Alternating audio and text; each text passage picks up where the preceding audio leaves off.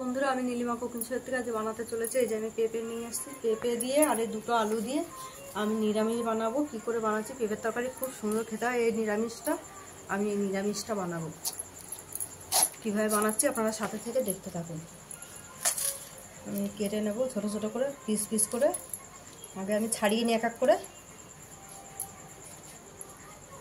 পেঁপেটা আমি piece piece করে কেটে নিচ্ছি। এই যে দানাটা ভেতরে, পুরো যে ভেতরে ছোট্ট ছোট্ট দানাগুলো থাকে ভেতরে, ওটাও ছাড়িয়ে দিই, কেন তেতো লাগে না হলে।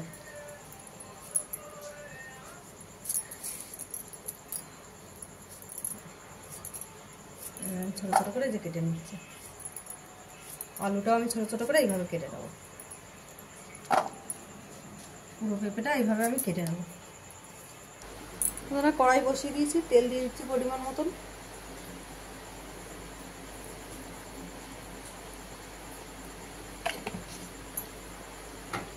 দিয়ে দিচ্ছি তেজপাতা, প্রথমে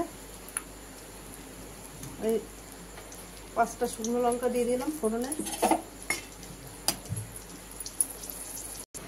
দিয়ে দিলাম গোটা জিরা ফোড়ন। এই যে আমি আলুটাও কেটে রেখেছি সঙ্গে দিয়ে দিচ্ছি। আমি আলু পেঁপেটা আগে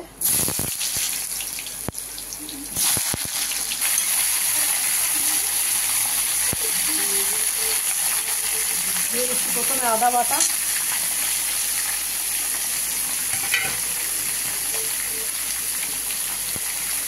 দিয়ে দিলাম পরিমাণ মতো নুন,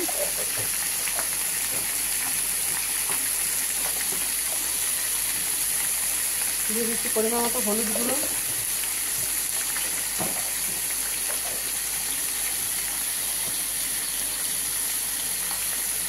দিয়ে দিচ্ছি 3 চামচ জিরা ধনের গুঁড়ো,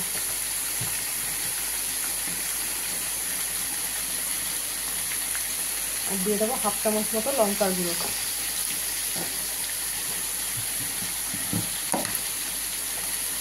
দিয়ে দিচ্ছি পরিমাণ মতো মিষ্টি। নিরামিষ তরকারি, তাতে একটু মিষ্টি মিষ্টি দরকার।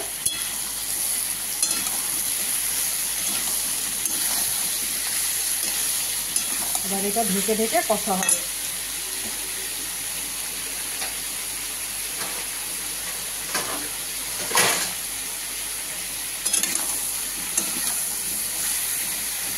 কষাতে আধা সেদ্ধ হয়ে যাবে।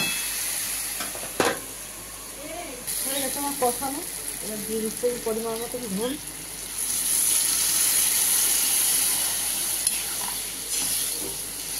ঢাকা দিয়ে দেবো।